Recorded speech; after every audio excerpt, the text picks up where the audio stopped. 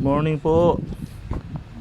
Nakakuha tayo ng nakachamba o inabutan natin ng hinog itong isang bunga ng LVDA o long verted day-out na pigs.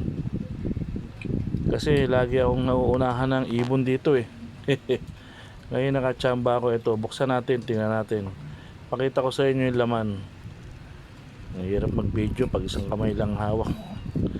Kasi gusto nang kainin ng apo ko eh. Ito, tumalon. Kaya sabi ko bubuksan ko muna bago nakainin. Ayan, ganda ng loob. Oh. Tumalon na babae. Alam niyo po ba na may lasa ito na parang may pukyutan? Nagpalunod. Parang honey taste siya.